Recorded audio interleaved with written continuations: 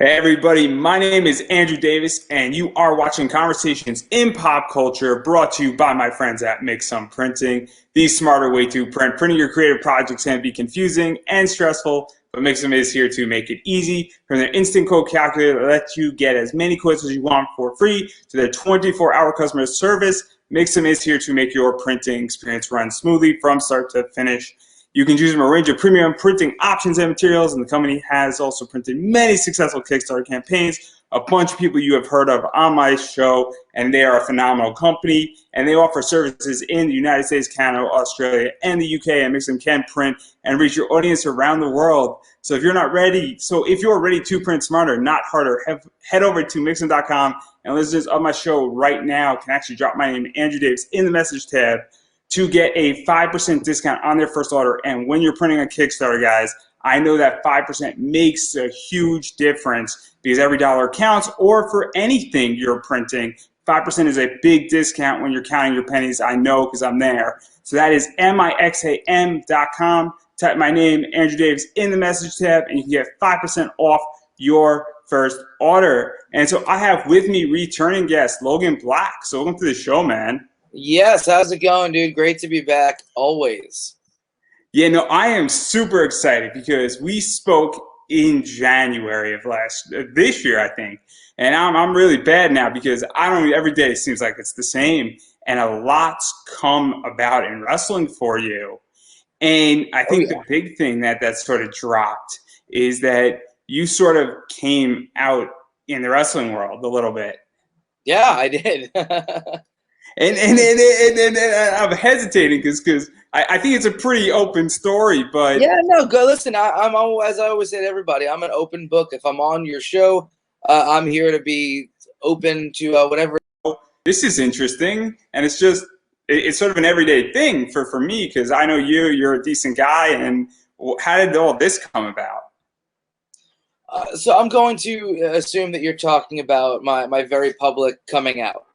Yes, that's what I'm referring to. Sure, no, got to make sure of things. So, honestly, like, there really is no crazy story or anything, wild or insane behind it. It was literally, a Twitter thread of somebody just asking, like, who in professional wrestling is LGBTQ. I mean, those close to me knew. I was pretty open about it, and I wasn't, but I think that the general public did not know. And it was like, you know what?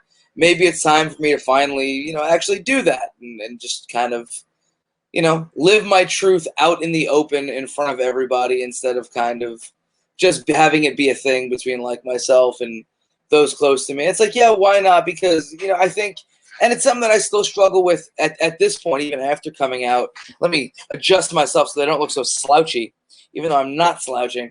No, I think it's something I struggle with even now, of just like never feeling queer enough for the community, even though that's not the case, even though it's my own insecurity.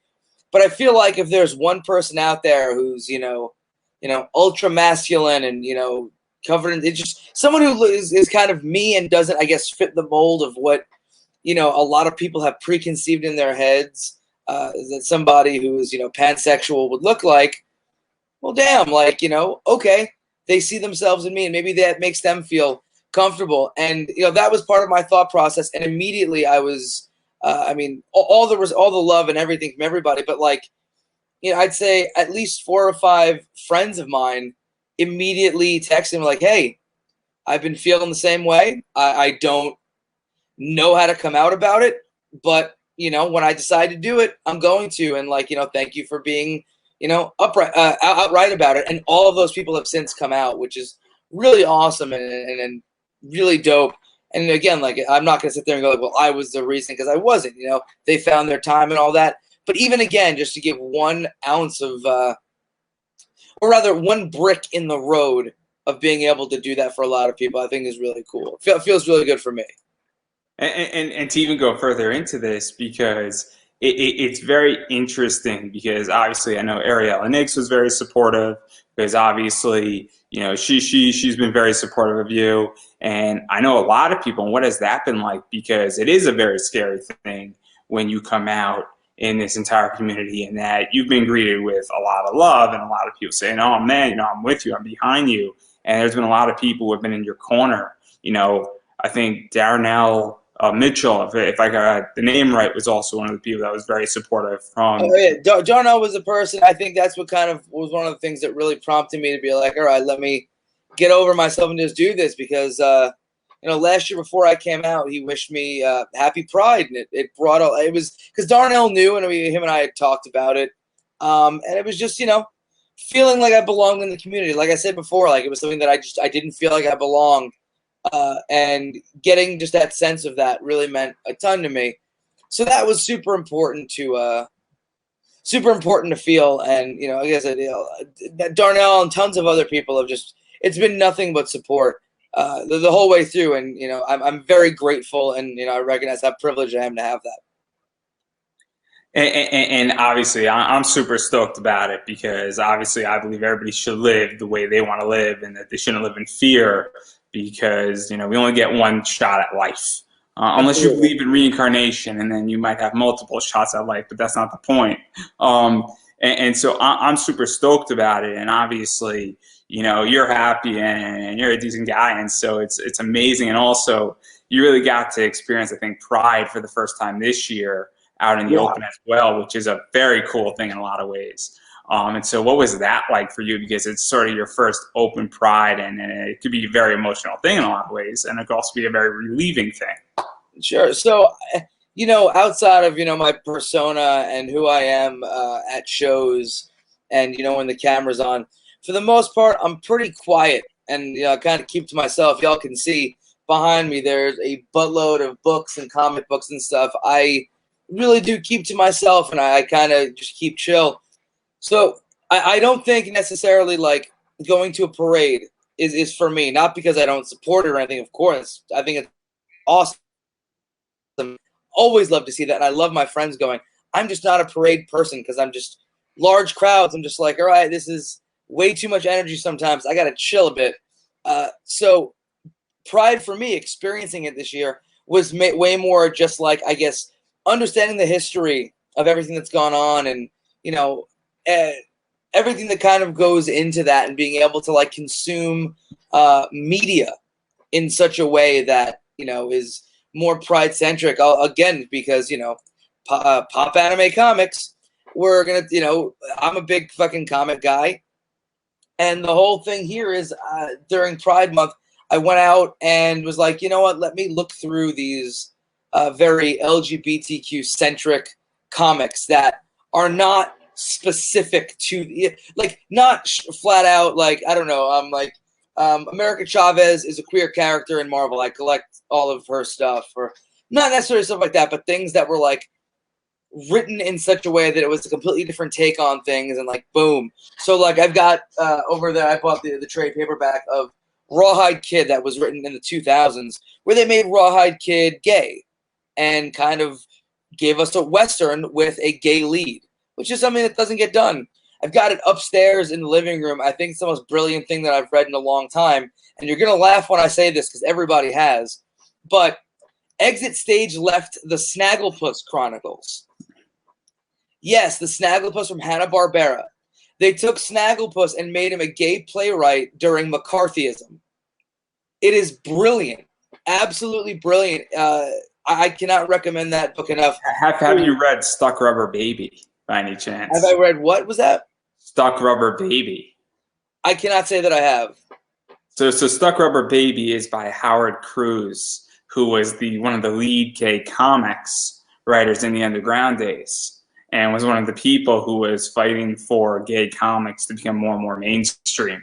And Howard is no longer with us, a big advocate, and he was writing about marches and being down in Alabama and having a kid with a woman coming into being a gay young man and dealing with civil rights issues. And it's an amazing thing, because it's all about acceptance on a multiple of levels, and it's an amazing book.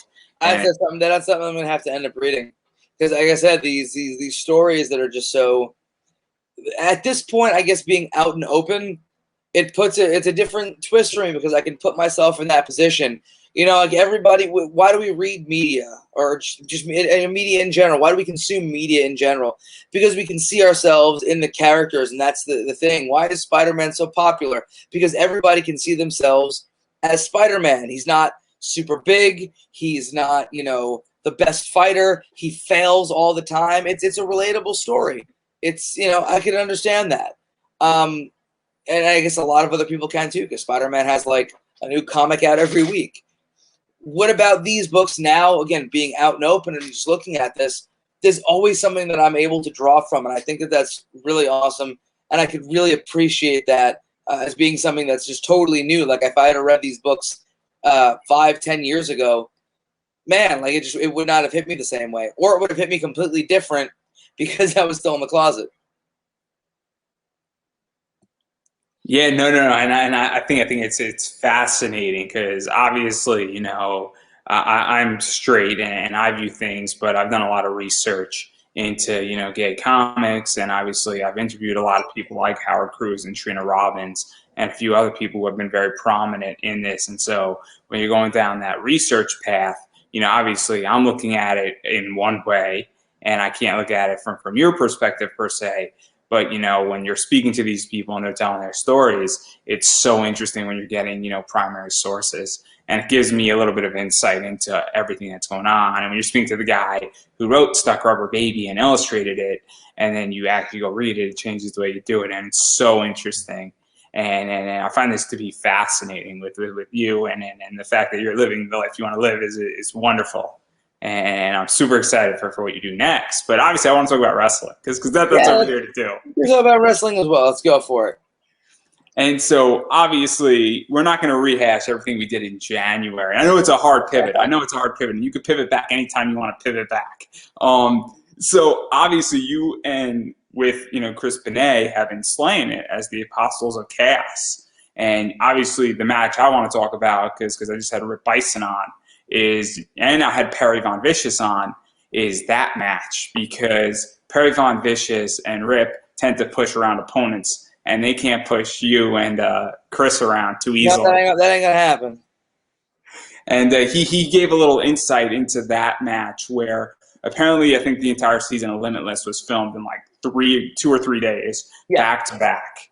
And you know, whether we're supposed to say that or not, I don't know. But it's the idea that, you know, and I think, you know, Rip and Perry had a few matches before that. I think you had a few matches, and then this match took place. So what was this match like? Because it's an insane match. Well, I mean, simply put, we beat the piss out of each other, and that's usually how it goes whenever I'm in there with either of those guys. I think it's an important, you know, it's an important thing to kind of put together that, you know, obviously you're going to be more comfortable with people that you know well and that you trust. But, you know, there's that thing where you just know that you're able to, like, make some really entertaining stuff with people that you're cool with because, you know, there really are no limits.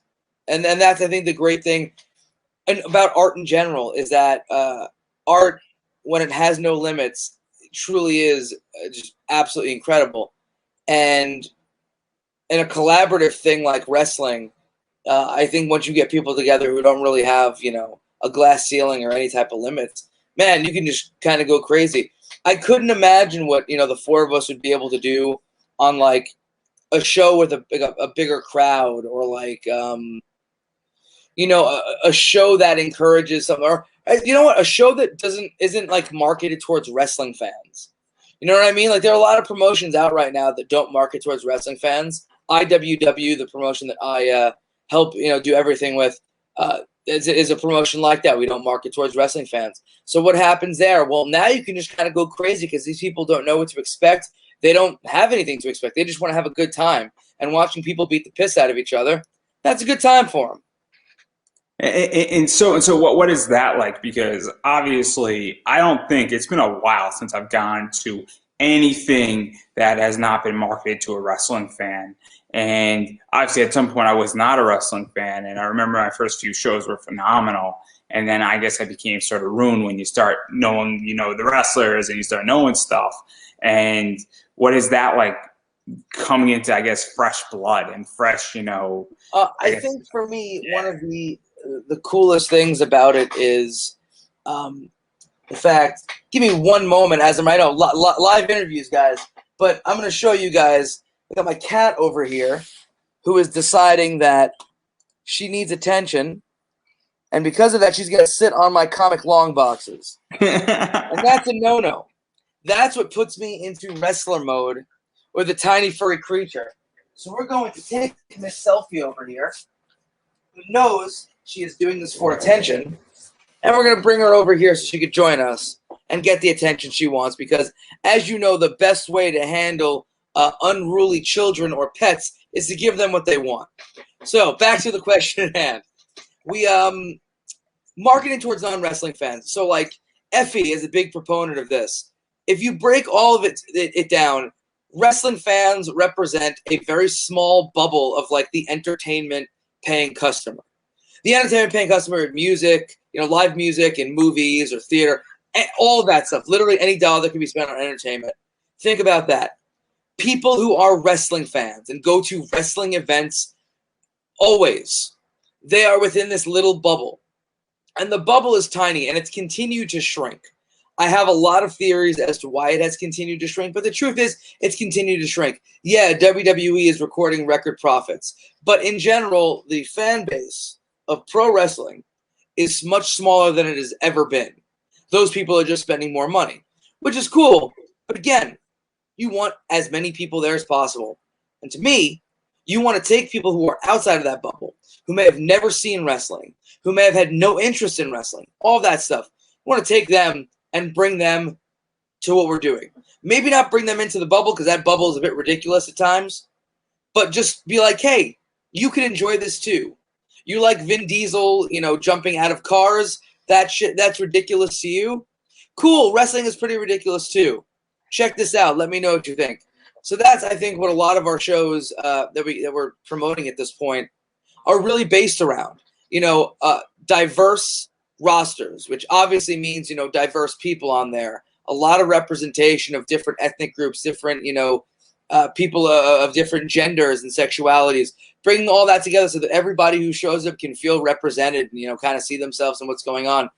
Diversity also in, the talent we have. So, like, if you've got me on there, you're probably not going to find someone else who looks like me on there, or, get interesting gimmicks, because, man, something might be too ridiculous to go on AEW or WWE, but, wrestling in itself is ridiculous. We all are huge fans of an undead zombie who had a WrestleMania streak. Literally, he rose from the dead. He conjured fire and lightning at his last WrestleMania match. Like, let's be real here. Wrestling's a bit ridiculous. So why can we not have somebody on our show like Ron Voyage who shows up to do a conga line? Why not? Everybody there has a blast, and everybody leaves being happy and going, I want to come back to this. That's all it comes down to.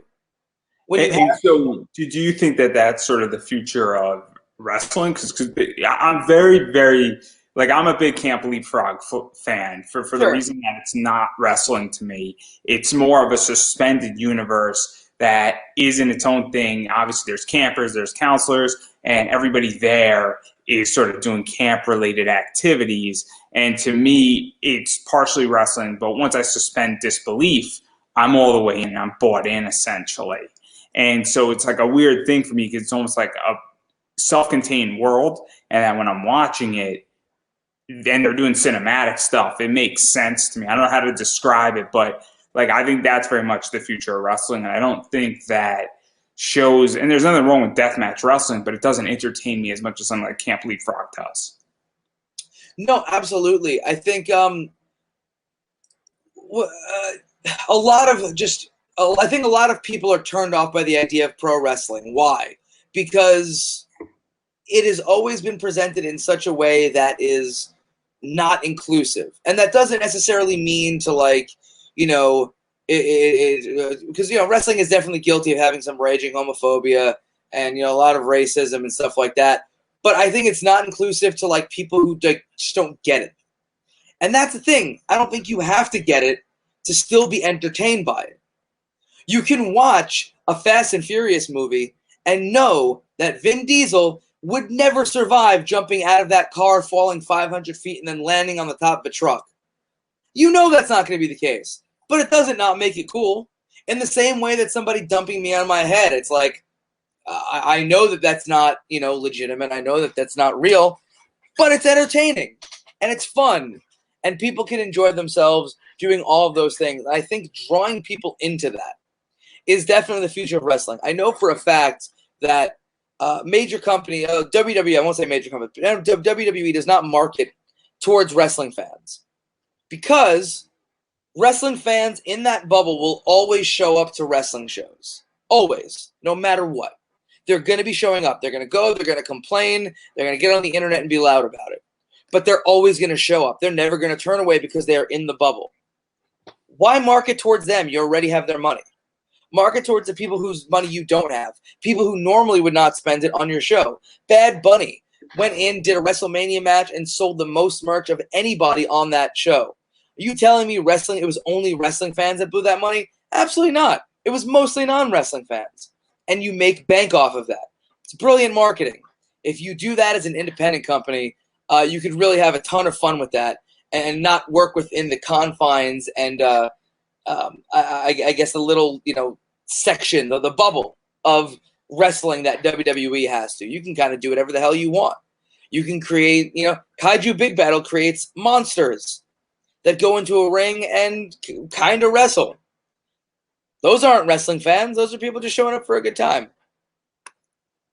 Yeah, and Kaiju Big Monster Battle stuff is so much fun to watch. Right, yeah. I can, because this is how I feel about Camp Leapfrog. I legitimately can pour myself some whiskey, and I could sit and chill out and do nothing, and I don't have to think about anything. Or as Chris said on my show a year and a half ago, he said it's kind of the thing where you could roll a joint, and you don't have to worry too much about what's going on. You can just take a nice bunch of, puffs and relax and unwind at 8 o'clock or 10 o'clock at night, and you don't have to worry too much about it because it's easy to digest. And that's something where I'm having a hard time as a wrestling fan with certain companies because they're not digestible to me. Like, nothing against ICW, No Holds Bar, and I love deathmatch wrestling, but sometimes it's not so digestible as in like a Camp Leapfrog or even a Kaiju, Big Battle, and the monster stuff is so digestible. It's so easy for me just to sort of throw it on in the background, if that makes any sense. Right. No, I was going to say, it's funny you mentioned that at our IWW shows, there, we have one character, Dro Doobie. He's your resident affable stoner. And he comes out and he did Triple H's entrance, but with 2 joints. And the crowd was smoking with him. It's a vibe, you know what I mean? And I think that we need to also understand, that, shows are about vibes. And if people are having good times, they're going to want to keep spending their money. So, that's something that we want people to want to come to. And I'm saying this as somebody who is, straight edge. So, like, when I can sit there and go, yeah, people are having a good time and that's dope, regardless of what it is, that it is.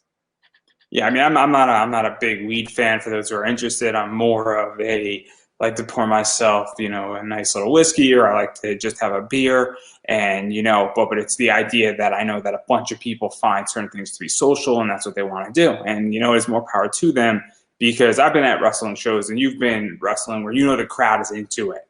It's Butch vs. Core was a really good example of that, where the crowd was really into it. It was probably one of when prime time. I know it's a dirty word, guys. I know it's a dirty word. We're all adults in the room here. That was one of their best shows. And it's very, very important to understand that it was just a great vibe, and everybody wanted to be there. Really inclusive show, as well, just from a fan base. So super, super interesting. But I do want to talk about it. So this is a few more things. Obviously, we can talk about Blitzkrieg, and that was cool because I have a connection to that.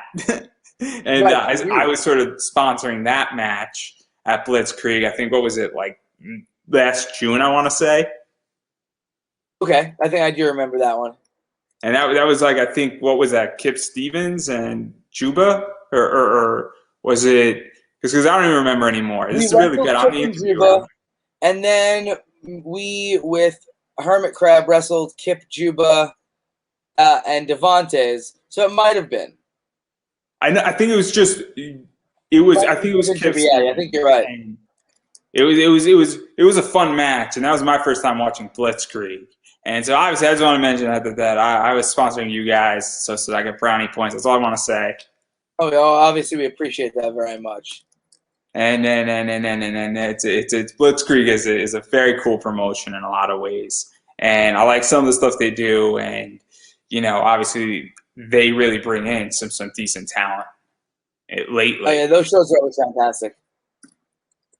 And so that's something that I wanted to mention. And then also I want to talk about what you've done in Limitless briefly before we get to the more fun stuff as well. And you've had some crazy battles with Kennedy Copeland and I think Bill Avery. You've had some wars with Delmy Exo and Rick Bison. And there's just been a bunch of those. And so what have those wars been like? Because that Rick Bison and Delmy match was insane.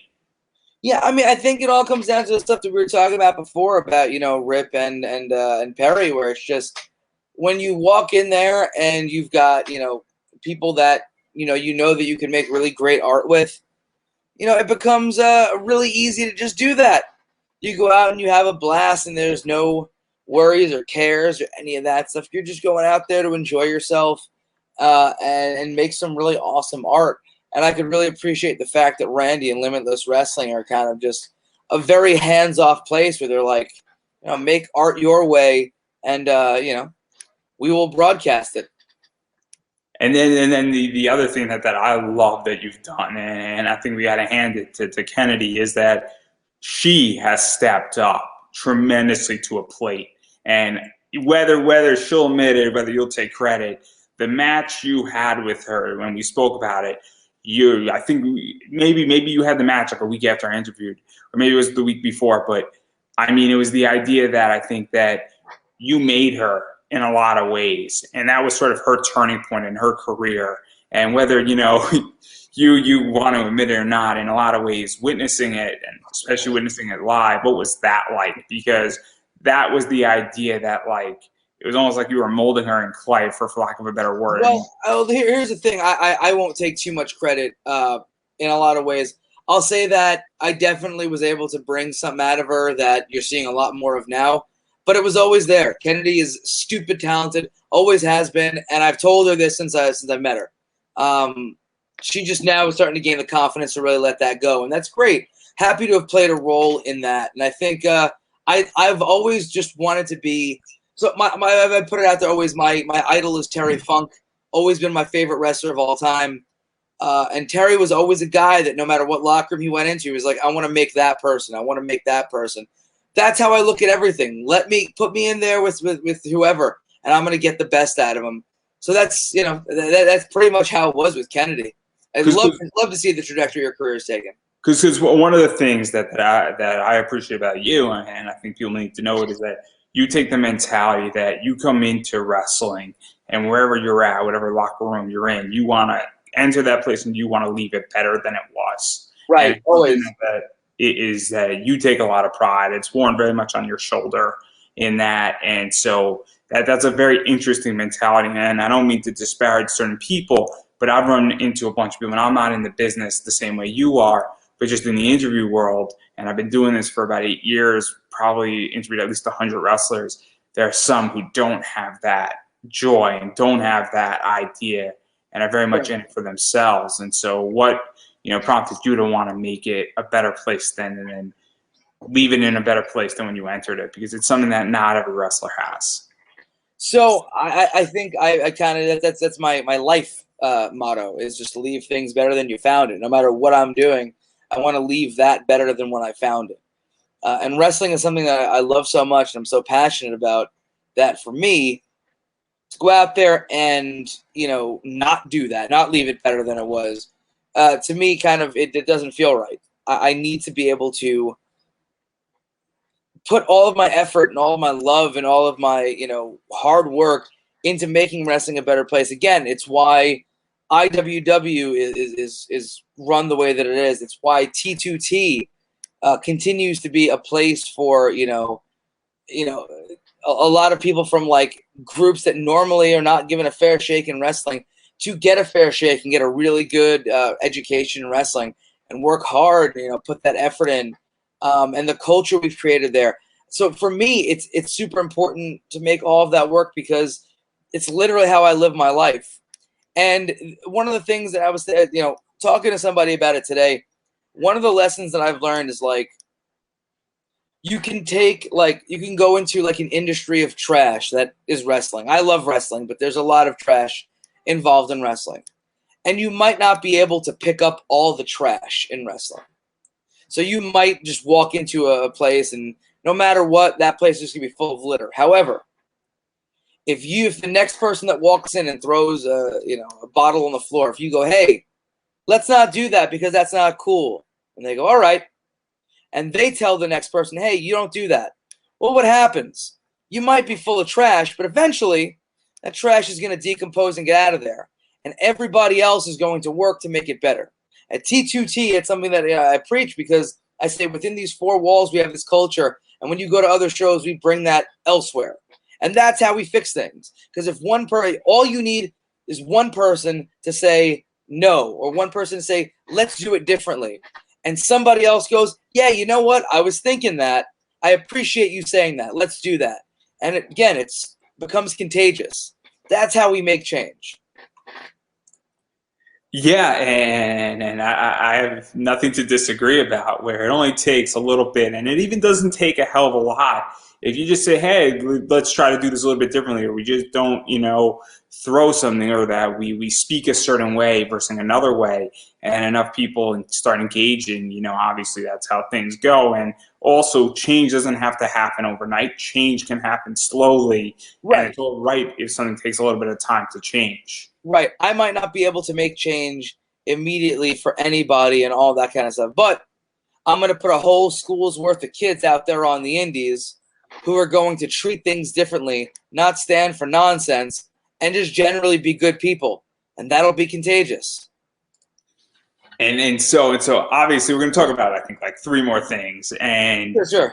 I do want to talk about Uncanny Attractions, Dropkick Depressions, because obviously that's an awesome promotion to be in. Yeah. And so what is it like getting to work there? Because obviously a lot of cool people are involved in that. I know MB Young, I think, is involved in that. I was in Pittsburgh this weekend and he wouldn't buy me food. I was very upset when I tweeted I'm not happy with him. I'm not happy with him. He did not make me. I can't speak for him. I think he's got a whole lot that he's worrying about right now. He did offer me, though, if we were at a barbecue, that he would bring beer, so it's all right. I mean, at least you got that going for you. I was gonna say, Uncanny was a blast to work for. Hoping that they start running again once things start to die down. I know that they had said we were gonna wait until the pandemic has died down to run, but now with people not willing to get vaccinated and people kind of being terrible about things, it's like, well, who knows when that'll be.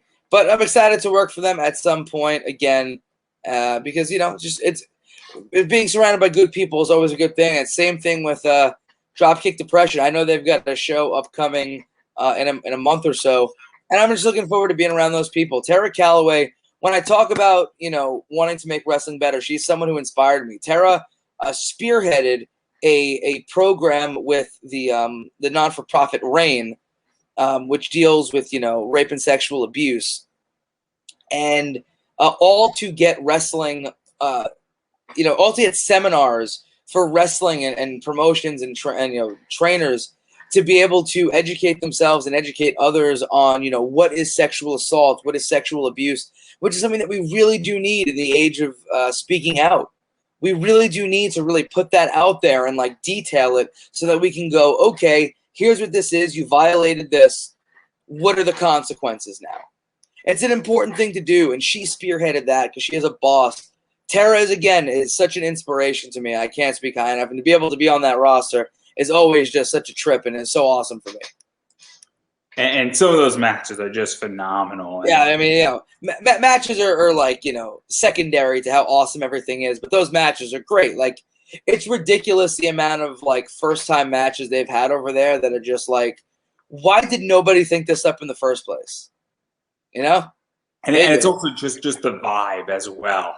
Yeah, And whether you're watching it in your house or even you're there, it's a very cool vibe, and it's just something that's like, I would love to go to a show eventually where they're at, but right now with the pandemic, and obviously I have a medical issue that I don't want to put myself out there and risk sure. myself. That's just me personally, and I'm happy to watch something streaming or on demand. We live in an age where I watch a lot of wrestling, where 10 years ago this wouldn't even be possible, and so it's something that's very cool in that regard. But I do want to talk about something that's actually super cool, and talking about marketing to non-wrestling fans. You were at Kineticon, I think. I was. And they didn't want to book my panel about comic book investing. Shame on them. I would have made everybody richer in the Yeah, entire. you know what? Again, I don't know anything, but I can tell you why. It was not a comic book convention.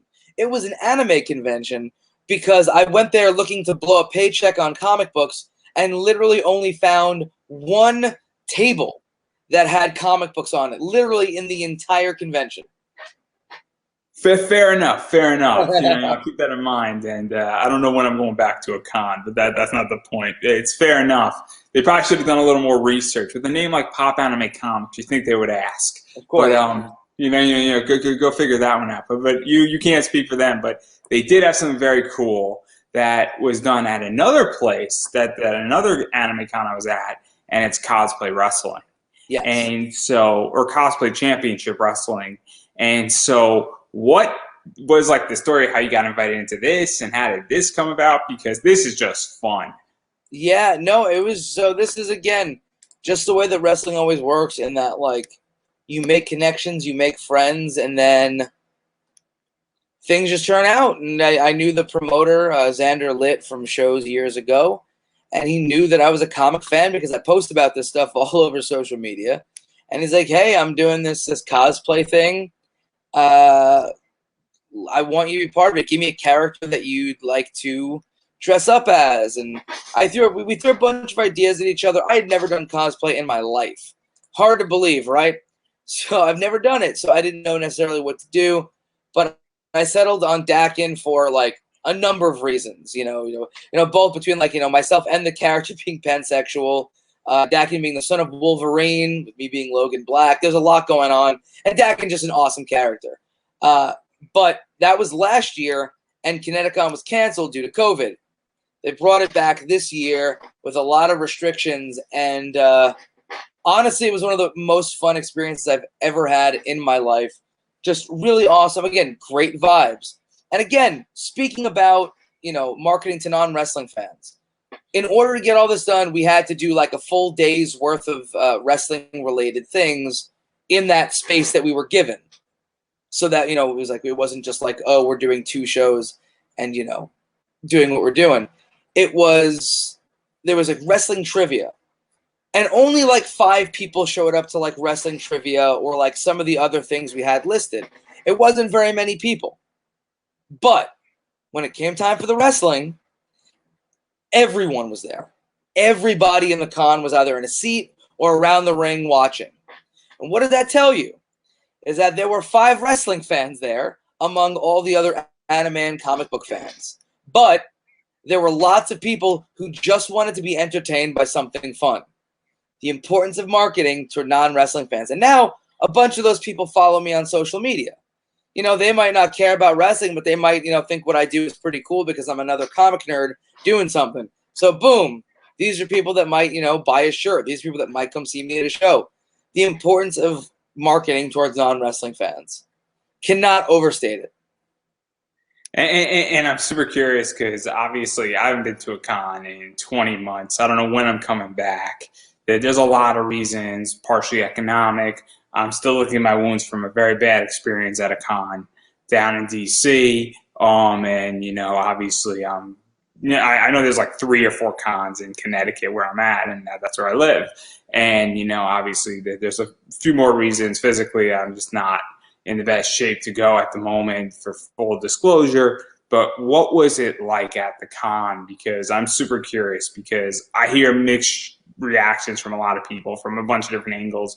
A bunch of my comic fans and friends are, from a marketing standpoint and a book selling point, they have a different view than people who are going as fans. And obviously, you were just there as wrestling and doing something cool in that regard. So I'm super curious what it was like. So I made sure to spend my time that when I wasn't wrestling kind of going around the con and seeing what else was going on there and kind of taking it all in. And, I'll admit I'm not an anime person at all. I've never really, it's never been for me. I think the fandom is awesome. I love how passionate anime fans are. It just never caught on for me.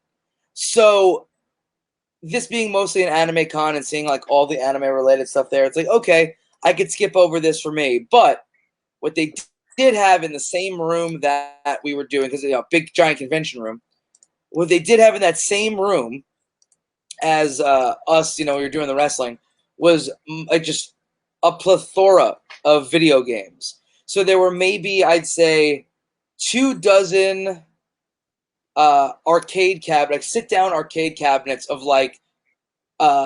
popular games. So like I played and I beat Final Fight. Me and Scotty Wild. I don't know if you are aware of Scotty Wild. Hell of a talent from the Western Mass area. Me and him sat down and we beat Final Fight, which was dope. They had Arrow Fighters in there. They had a bunch of Japanese games that had been brought over to the States because they were translated. Of just like games I didn't know, but popular games because people were playing them all weekend. Then they had a giant setup for Rock Band or Guitar Hero or whatever, so people could just play that. They had a giant setup for fighting game tournaments. There were maybe 50 or so console games, so maybe 10 N64 set up with different games, 10 Sega Genesis, 10 Nintendo, so all these different things set up with console games. And then, which I thought was the coolest thing, and was all these Japanese import machines that were, literally games that you cannot find in the States. They imported these from Japan. These rhythm games, all in Japanese. These dance games, all in Japanese. Not just, they had, a DDR cabinet there, but one where it was I don't know if you remember the Wii dance games, or the motion capture ones with the camera. One like that where people just were playing all day. All this stuff that I had never ever seen in my life, and none of it was in English, and these people all knew like it was the back of their hand. There were about 30 of those machines. So the entire room full of video games and then a 6-sided ring for wrestling. 10-year-old me was losing its mind. That's crazy, and I haven't been to an anime con in a long time, and I'm eventually going to get back when I'm in better shape and I'm fixing my life. So that's the next 6 to 8 months with fixing my business. So those two things and streamlining it. And we're in step 1 of monetization, guys, which is its own entity. It took me 8 years to get there. 8 years, and it's getting exciting. So obviously that's something that's cool, and I love Comic Cons and anime cons. But again, I'm still licking my wounds. It was a rough one on my last outing. The one thing that I will say that I think was really, maybe not the most impressive thing, one of the coolest things for me was just, again, the amount of people there that were just out and proud, similar to Butch versus Gore, where it was a celebration of LGBTQ culture within wrestling, whereas this was a lot of it was a celebration of the LGBTQ culture within comics and anime and the nerd culture. Just lots and lots of that. And it was a really welcoming environment, which to me you can't ask for anything better. Yeah, anime cons tend to be a lot more welcoming than Comic Cons in my experience, because I find the anime community is not as aggressive, where in the comic community there's a lot of division, and also there's people like me who are comic book investors, and then also I find that Comic Cons, and I don't know how you feel about this, is way more pay to play than an anime con is. And that's just my opinion, where I feel at a Comic Con you need $1,000 to $1,500 to have a really good time. That's probably true. And at this anime con, you don't need $300 to have a good time. If you have $100 in your pocket there's something to do where it's relatively cheap because you go to a bunch of panels, you can play video games all day, you can go see a wrestling thing, and it's very less expensive. And also, people are just hanging out and talking about anime a lot of the time at this stuff, and it's very not pay to play, I feel. Yeah, I think that's at least as you're explaining this one, it was definitely felt more like a fun celebration than it did, you know, a pay to play situation. And then I'm gonna make a hard change here because we dealt with the question I was gonna ask you at the end. It's sort of, but I'm probably gonna bring it up again. It's what is it like to be involved with T2T2 now? Because obviously you're a head trainer there, and obviously you're teaching the next crop of kids. And again, I think everybody who has been not living under a rock knows that there's been a bunch of bad actors in wrestling in the last 2 years, and a bunch of them have gotten out of wrestling. Some of them are somewhat still in it, but they're very much exposed. And what is it like to be teaching people, A, how to wrestle, how to behave in wrestling, teaching them how to actually be, better, and also a different culture to some degree, and, providing, and also, as you stated, T2T2 also gives people who might not have gotten an opportunity. And so what is that like as well? Because it is a very different school, and it's a different mentality, and it's a new breed, for lack of a better word. Yeah, no, I think the biggest thing for us has always been about creating a culture in which you know what is expected of you, and you know how it's expected for you to act, and we don't have to sit there and say any of these things. I think it is, I think it's a little simpler than what I'm saying here, where leaders lead. You model good behavior. You model positive behavior of, a lot of things that were not around or were not thought of when I was breaking in. Something as simple as just like not insulting students. They're paying to be there. Why am I going to insult them and make them feel bad? If they don't belong in a ring, just tell them, hey, there's nothing I can do for you. You might want to try elsewhere. You don't have to be a carny about everything. Being real, respecting pronouns is something that, like, through a couple of students that I've had where they're like, yeah, you're literally the only trainer I've had who has ever asked me what my pronouns were. It's something as simple as that, where people feel respected and cared for in a situation where they're getting dumped on their head. You can't really beat that, in my opinion. So you go through that, and it's like, well, why would these people ever want to leave this setting? And they don't. They show up to training every week, and they work hard, and it's why you see our kids out there, working shows and, gaining experience, when they've got less than a year's worth of training under their belt, and they're starting to, get some notice. That's why that happens, because of, and also the attitude that they bring from the school. Like I said earlier, they bring elsewhere, which makes people want to be part of things. It makes people understand and respect what our image and our motto is. So that, to me, is incredibly important. Yeah, and I think it's just obvious things, and then also just guidance, because a bunch of stuff sometimes just pops up and nobody knows what the hell to do with it, because there are crazy circumstances that happen in wrestling. I mean, COVID is a great example of that. Yeah, no, absolutely. I think, again, as a school that started out, in the midst of COVID, we could definitely speak to that. And so even just guidance, and even just also your students, because I'm sure that, and correct me if I'm wrong, but I'm sure there's been things that have popped up that a student, doesn't know how to deal with something, and they're like, hey, Logan, how do I deal with this? And that, sometimes things come up like that, right? No, absolutely. I think, again, like, just even just using the example of COVID, our COVID protocol was never something that we said, here's what you need to do, here's how this works. Because everybody is put in a position where they understand the importance of protecting each other and themselves, we've never had to explain COVID protocol to anybody at the school. When somebody has been exposed to it, literally as soon as they find out, they let me or Tom or Greatness know, and they'll, hey, everyone, please go get a test. Unfortunately, I was exposed.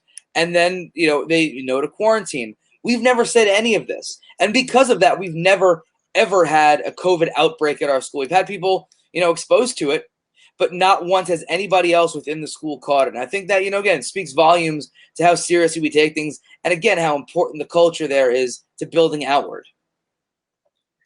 Yeah, and I think it's just basic common sense, and also not shaming somebody if they said, "Oh my God, I was exposed to it." You'd be surprised how little common sense actually exists in professional wrestling. Well, again, I'm not a wrestler, so I'm on the opposite side. I'm looking in. I don't know what I'm classified as because I'm technically a fan, but I have a little more insight because obviously when you're doing all these interviews, you get a little more insight into how businesses work and how things work, and promoters tell you things and wrestlers tell you things. Sure, and that makes sense. So I'm in a weird position because again, I've never trained as a wrestler. It would be physically unsafe for me to do it. And it would be a very bad thing. That would be a bad promoter right there. If I showed up to a wrestling school and they allowed me in the ring, it'd be a problem. Yeah, but you'd be surprised the amount of spots that'll just take your money and kind of, play around like that.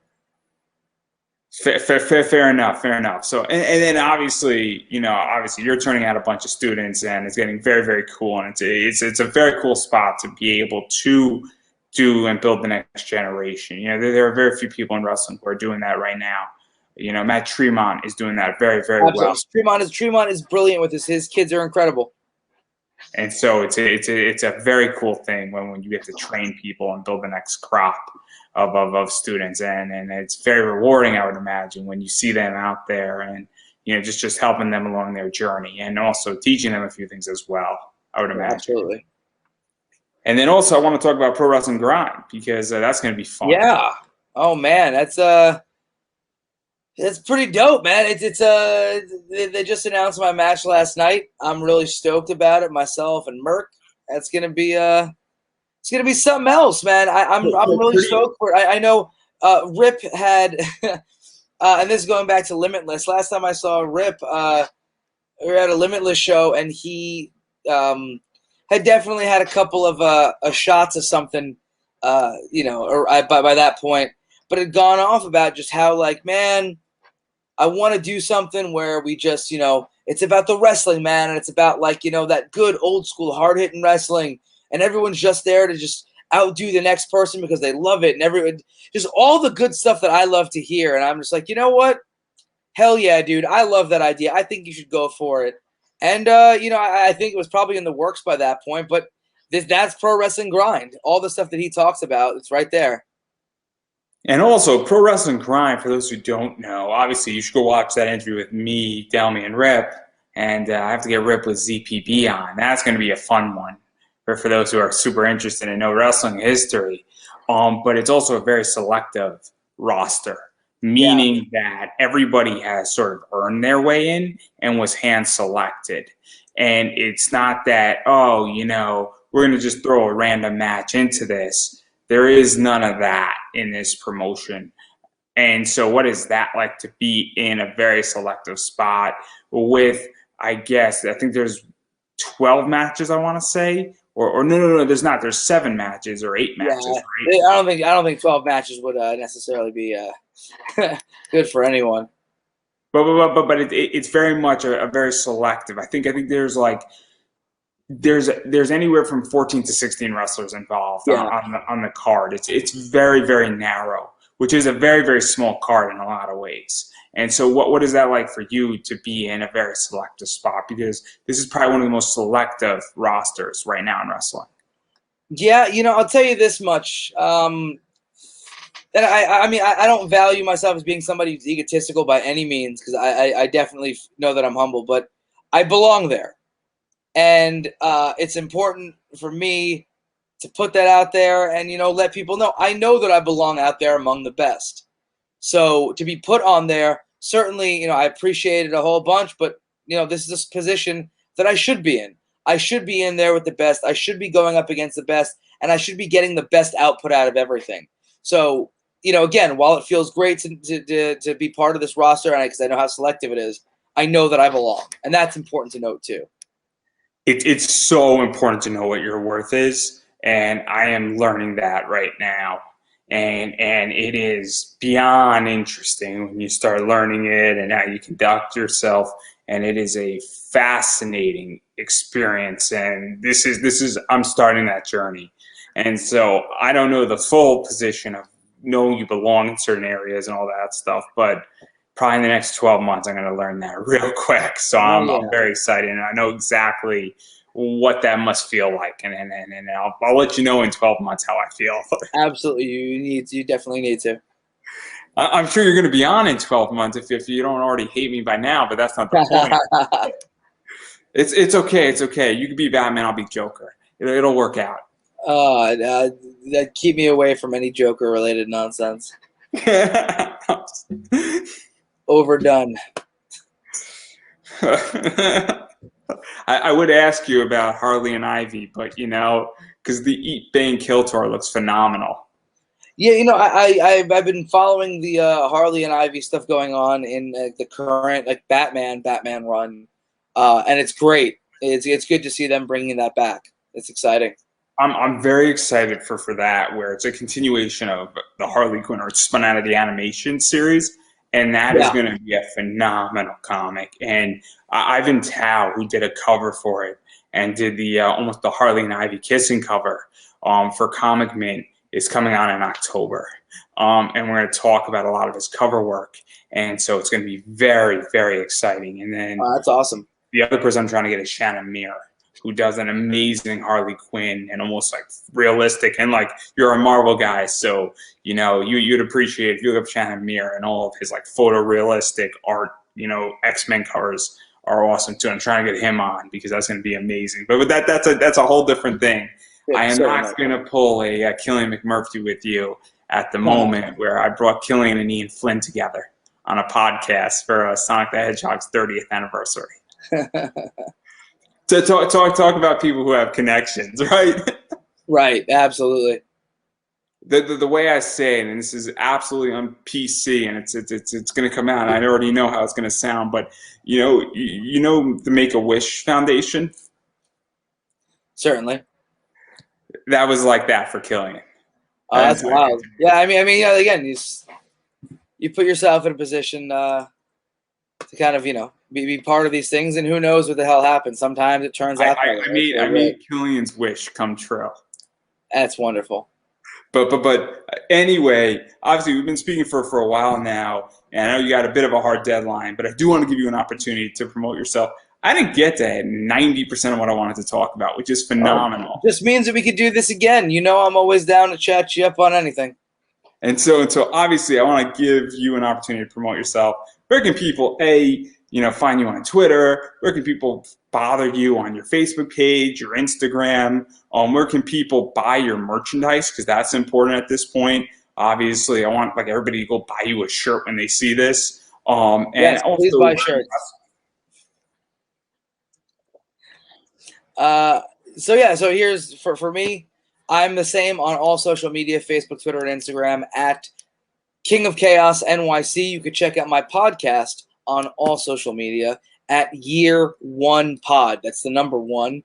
And if you're looking to buy some King of Chaos merch, go ahead. You got 2 ways to do that. The first being my Pro Wrestling Tee store, prowrestlingtees.com/King of Chaos NYC. Literally, let's go. That's the next one. This one is all exclusive shirts. You won't find these ever at my merch table. But if you can't find me at a merch table, you can go to my online merch table at kingofchaosnyc.bigcartel.com. All the stuff that you get on my merch table is all right there. I always appreciate you having me on. I appreciate you giving me a platform to continue to try and spread some positivity and love to the best of my ability.